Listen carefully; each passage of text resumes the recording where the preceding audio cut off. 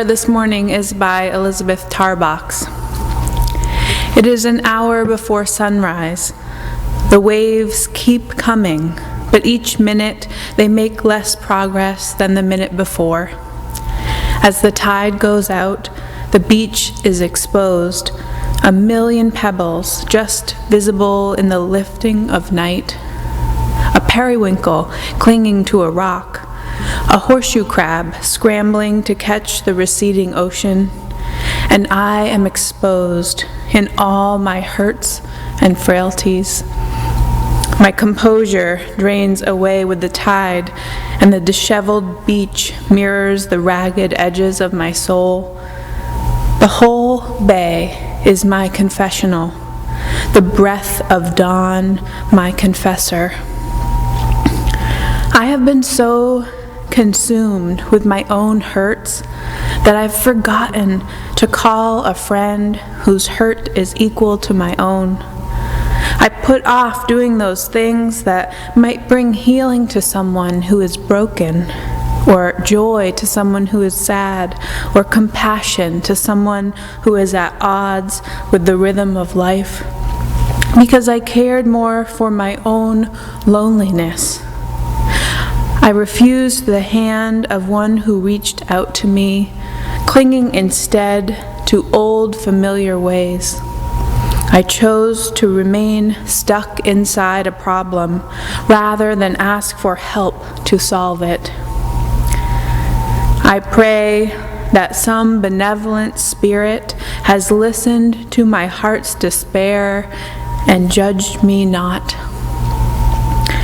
At the edge of the clouds, a rim of cream appears.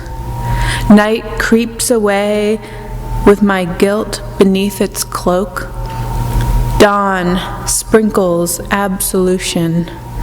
The earth has kept its promise. Forgiveness is at hand. To offer our first reading.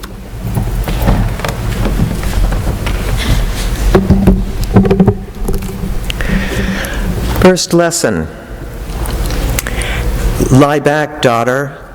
Let your head be tipped back in the cup of my hand, gently, and I will hold you. Spread your arms wide. Lie out on the stream and look high at the gulls. A dead man's float is face down. You will dive and swim soon enough where this tidewater ebbs to the sea. Daughter, believe me, when you tire on the long thrash to your island, lie up and survive.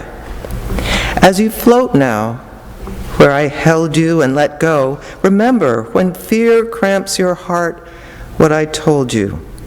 Lie gently and wide to the light year stars, lie back and the sea will hold you. Philip Booth. Second reading this morning is by Dr. Rachel Naomi Remen.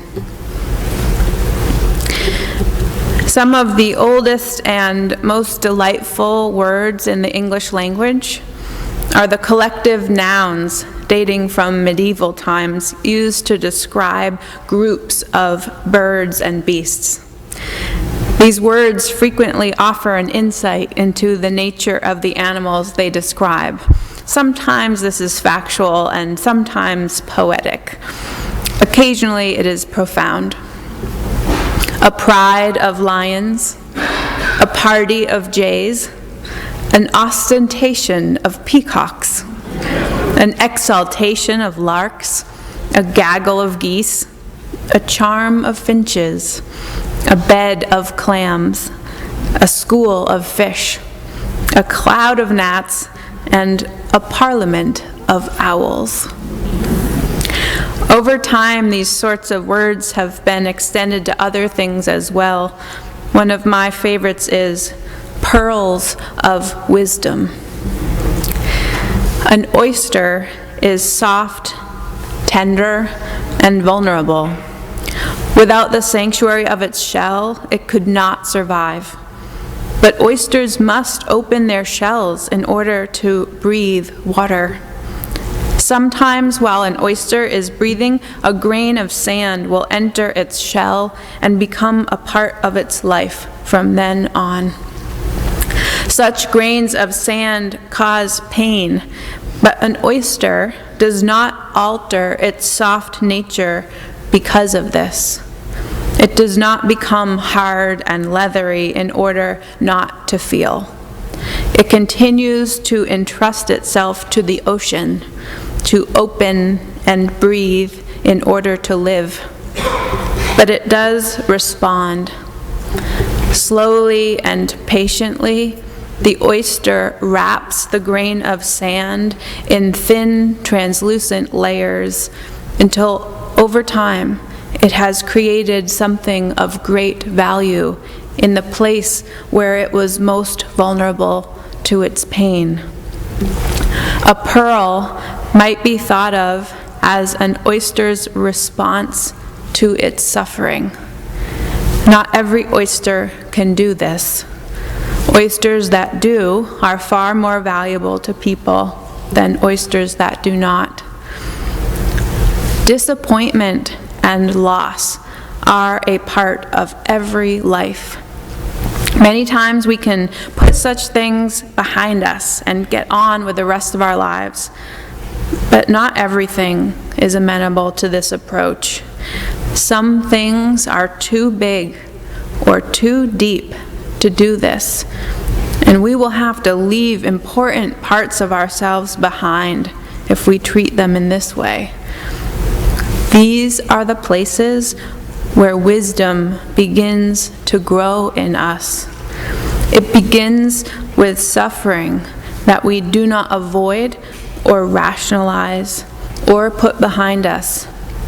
It starts with the realization that our loss, whatever it is, has become part of us and has altered our lives so profoundly that we cannot go back to the way it was before.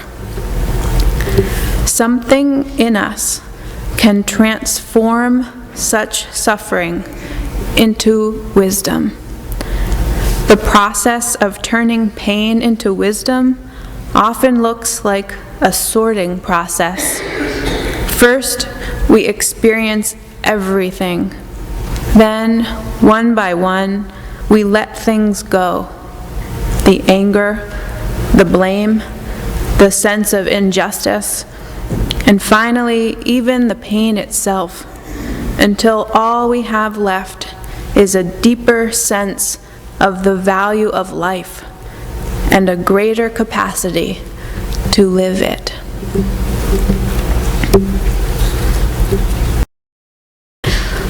There is a concept in the study of wines called terroir. It means that as grapes grow, they are influenced by everything in their natural environment: the soil, the topography, the climate. And all of that makes its way into the taste of the wine that is made of those grapes.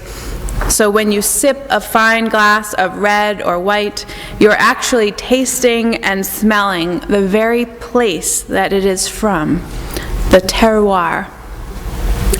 The same concept applies to oysters, except that because oysters are grown in the sea, the word is merroir instead of terroir.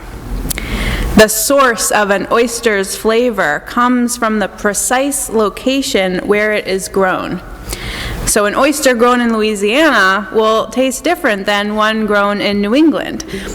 But even an oyster grown near where a river empties into the bay will have a different flavor than the ones grown less than a mile away. Each section of the ocean, it seems, has its own unique flavor. I love the idea of terroir and merroir, and it's not too much of a stretch to think that it might be applicable to people as well as grapes and bivalves. We are products, in part, of our environment. We reflect where and how we grew up, and also where we've traveled and who we've met, we are influenced by our hometown and by each of the places we have lived. We are changed and shaped and flavored by our surroundings. Maybe that's why so many of us have chosen to live here, on the edge of the world, surrounded by the sea, a liberal bubble where people are encouraged to be themselves, where the sunsets are magnificent and everyone is an artist. We not only get to enjoy it or endure it, as the case may be in the wintertime, but we are also shaped by it. I grew up in Plymouth, just over the bridge, and that is still a place that feels like home to me. I know every shortcut and good swimming spot. I remember the trails through the woods behind my house and the smell of the pavement when it rained. There's a view of town that I love that not everyone else gets to see, though, and that is the view of Plymouth from out on the water. Especially just after dawn, when the sleeping town has not yet awoken and all is peaceful. I love to be out on the water, looking back at the docks and the houses and the church steeples, the Forefathers Monument and the old rope factory, Cordage Park. All the familiar landmarks seen from this reverse perspective. It's magical. You can get that same feeling here by sitting at the end of Macmillan Pier facing back toward town, or even better, taking the Flyers shuttle over to Long Point and spending the afternoon looking at the harbor from the other side. Even though my father's oyster farm did not yet exist when I was growing up, he was always on the water. First with a musseling business called Blue Mussel Sea Farms, then a commercial lobster license. Fishing and clamming rounded out the season. Some family lives are dictated by soccer schedules or meal times. Our family life revolves around the tides. Every day, twice a day, the water is pulled out to sea by the gravitational force of the moon. Depending on the moon's cycle, the high tide can be even higher and the low even lower, but it is a ceaseless flow of water, and my dad's life is tethered to that ebb and flow. About 10 years ago, Dad leased a muddy sandbar in the middle of Plymouth Bay in an area called Ichabod Flat to begin growing oysters. It's called aquaculture when your farm is in the ocean. At high tide, the farm is about 10 feet underwater, but at low tide, the bay almost entirely empties out, exposing the now expansive farm beneath. At low tide, you can walk around the flat with water sloshing around your ankles or knees, and when the lowest tides cycle through, the beds are completely dry for a lucky hour or so before the water comes creeping back in. Because the farm can only be reached by boat and can only be worked from about 2 hours before low tide to 2 hours after, each trip out is a race against the clock. The schedule changes daily. Sometimes you go out before sunrise. Sometimes you try to get back to shore before there's no more light to work by. In the long days of summer, oyster farmers can sometimes squeeze 2 working tides into the day. The work is hard and physical and draining. In the winter, it's also freezing cold, but it's rewarding. And there's always that view. Not a bad office, we like to say. In the waters of Plymouth Bay, Ichabod Flat oysters grow and thrive and pump nutrient-rich water through their systems, giving them a briny flavor up front with a sweet, buttery finish that evokes the bay where they are grown when you slurp them down. That's the merroir. The quickest way to offend an oyster farmer, by the way, is to smother your oyster in cocktail sauce. They hate that. As the oysters soak up the flavor of the bay, they are also performing a great service for it in return. Each oyster filters up to 40 or 50 gallons of water per day, a process that cleans the water of impurities like carbon and nitrogen, which find their way into the water from runoff and lawn fertilizers. The oysters feed by extracting algae and other food particles from the water that they are constantly pumping over their gills. They digest what's good and poop out what's bad, and all the bad stuff is coated in their mucus and ends up sequestered in the mud at the bottom of the ocean, where denitrification bacteria in the ocean floor transform it again. A harbor like Wellfleet has so many oysters growing in it that the whole bay is probably filtered about every 9 days. It's a great way to keep the water clean. Another amazing thing about oysters is that they are hermaphroditic, which means they can change sex by becoming male or female based on the needs of their particular environment. It gives a whole new meaning to the term gender fluid, doesn't it? Oysters also reproduce externally, which means that oysters give a slightly different answer when asked, where do babies come from? Both in the wild and when farmed, males release sperm into the water at the same time that the females release eggs. Females can produce up to 100 million eggs at one time, by the way. Sperm meets the egg and voila, fertilization. The process is called spawning, and it only happens in warm water, usually over 70 degrees. Oysters can and do spawn in the wild, but it's tricky business, especially here in New England, where the water doesn't often reach the ideal temperatures. So most oyster farmers buy their seeds from a hatchery, where specialists manipulate water temperature and force a spawn to occur in a controlled environment. First, they fatten up select adult oysters, which are carefully chosen for their best traits.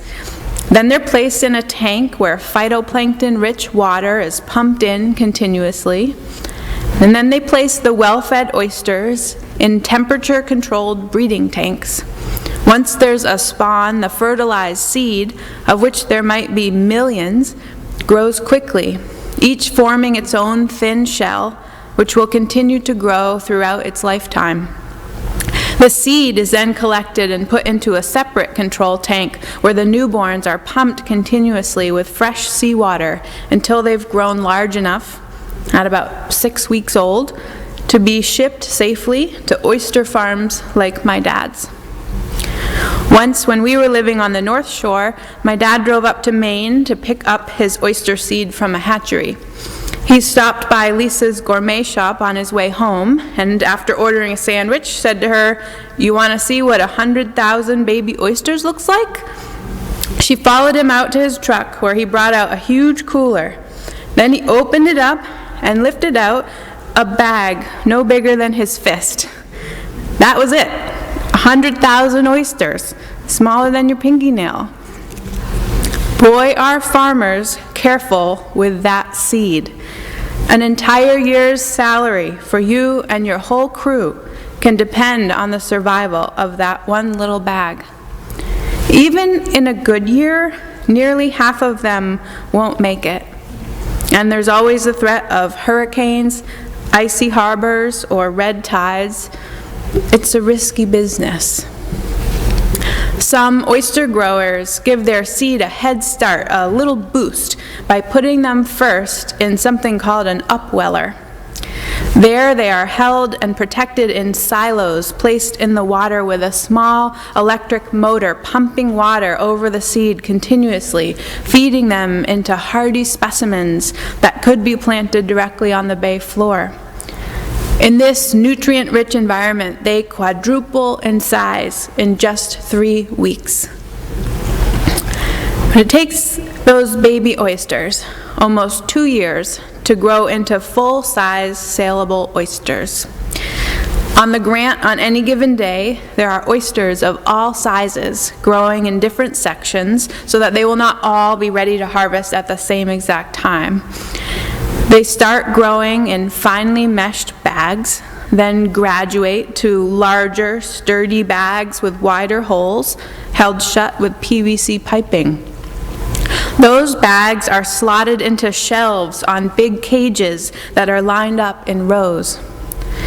Eventually, when they are large enough not to float away, the oysters are put into open trays or even spread on the ocean floor to finish growing on their own. The thing about stacking and bagging the oysters is that you have to shake and wash the bags frequently so that they don't suffocate or grow together. Oysters, like people, need their own space.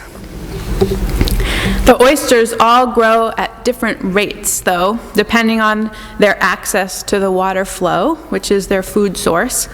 So even within the same generation of seed, you'll have a pretty big variety of sizes.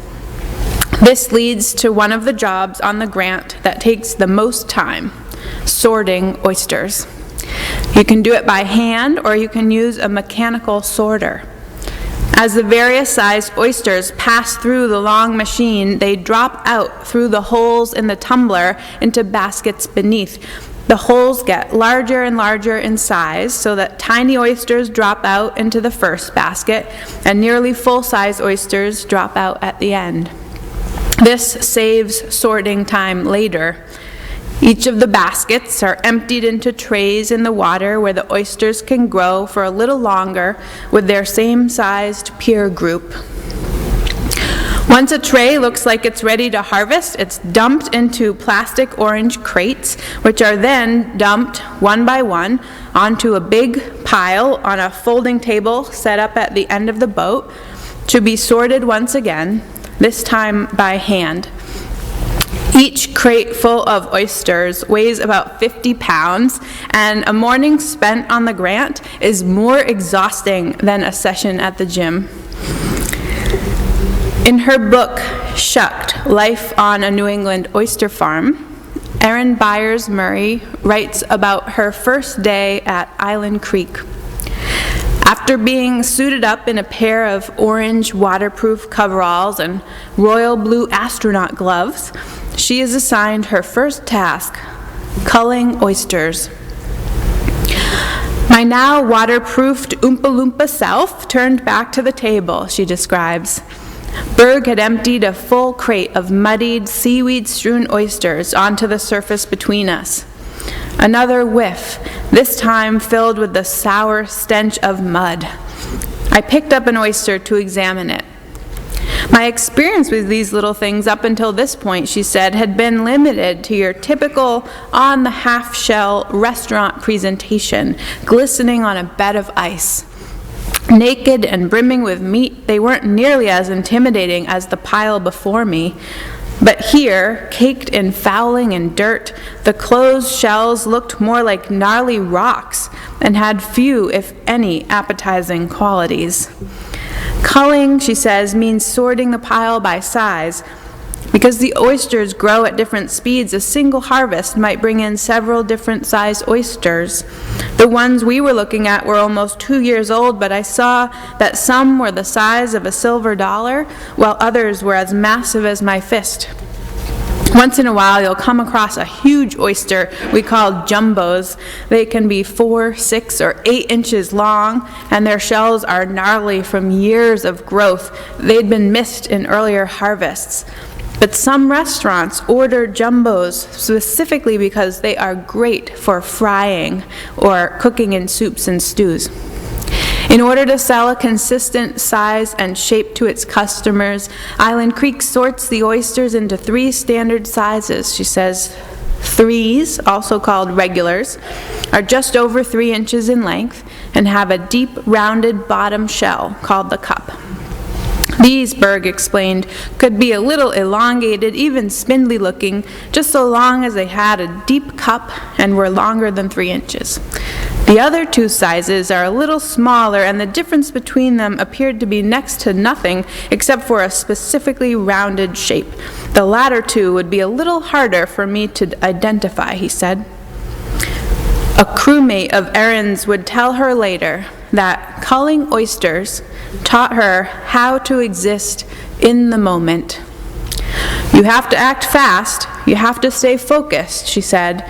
It's not what's in the crates to come or what you've already finished. It's about what's right in front of you. Another lesson from the oysters. On my dad's farm, we bag up regs and petites in bags of 100 and then quickly label them with the date and time they came out of the water. In the winter, you don't have to worry as much because the whole world is a refrigerator, but in the summer, the oysters need to be rushed back to land and put on ice immediately. My dad drives them right over to Island Creek in Duxbury, a wholesaler that handles distribution to various restaurants in Boston and all over the United States. On the Cape, you'll mostly only find Wellfleet oysters on the menu, but the next time you're at a nice restaurant off Cape, look for Dad's oysters. They're called Ichabod Flat oysters. From seed to sale, an oyster has been cleaned and transferred and sorted over and over again until it is something that the farmer can be proud to put on the table. Oysters are generally handled 15 to 20 times during their brief 2-year life. And if a farm is growing 1 million oysters, you see how much work that is. I share this process with you, not just so that you will be more grateful for the next oyster you eat, but also because I think it's inspiring. In this fast-paced world, we are so quick to put our hasty words and thoughts out into the world, especially on Facebook. We speak and act before we have entirely thought things through, and we get ourselves into a little bit of trouble for it. Maybe we can take some inspiration from the slow, deliberate process of sorting oysters. If a point isn't ready to be made thoughtfully and with consideration of others, maybe it needs to go in the not quite ready bucket for a while. And only when we can be proud of it should we share it with the world. Good things take time, and we can take our time with our thoughts and actions. And what other spiritual lessons can we learn from oysters? Each time an oyster's shell is chipped, it grows back stronger. And though the eastern oysters that we grow are not likely to produce a pearl, we remember that it is possible to transform our suffering into wisdom. It doesn't take away the initial pain, but slowly, with intention, it transforms it. Pearls of wisdom. Oysters remind us that we are steeped in our environment and flavored by it, so it matters where we live, who we surround ourselves by, how often we seek out and appreciate the beauty around us. We learn that sometimes it helps to spend some time in an upweller, a place that intentionally feeds our spirits, where the source washes over us again and again, encouraging us to grow. Maybe that's here. Understanding the process of farming an oyster can deepen our appreciation for all food that is grown with a similarly deliberate process. This was certainly the case for Erin, who spent a year on an oyster farm before writing her book, Shucked. It made me consider every other food product I consumed too, she says.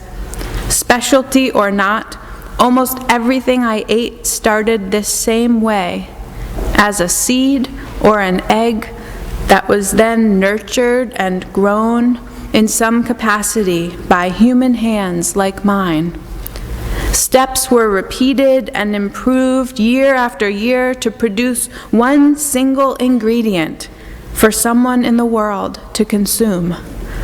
From carrots to caviar, every single piece of food that passed my lips, including the occasional Twinkie, had a valuable, hard-working, live human behind it. It was changing me, she says. Not in any outward or noticeable way, and not even in a conscious way. I didn't get all reverent and spiritual every time I ate a sandwich or picked up a celery stalk.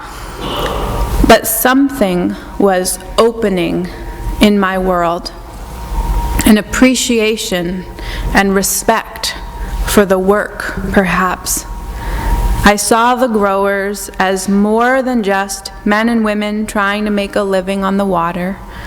They were stewards of the earth and the sea.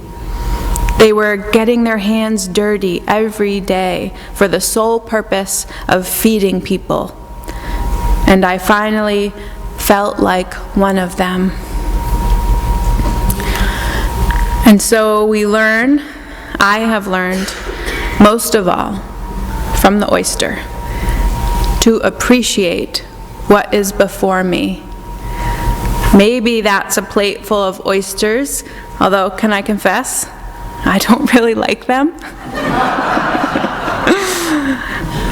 But maybe it's family, hard work, a task well done, the artful design of orange crates that stack or nestle within each other depending on which way you face them, the camaraderie of a crew, a group of friends that makes you laugh, the view of town from out on the water, the magnificence of a sunrise, and the miracle of getting back to shore before your boat is shrouded in darkness. And in the words of our closing hymn, which was written at the end of the 1700s, but which speaks to me today, the sun that shines across the sea, the wind that whispers in the tree, the lark that carols in the sky, the fleecy clouds a-sailing by. Oh, I'm as rich can be, for all these things belong to me. The raindrops which refresh the earth, the springtime mantle of rebirth, the summer days when all things grow, the autumn mist and winter snow. Oh, I'm as rich can be, for all these things belong to me.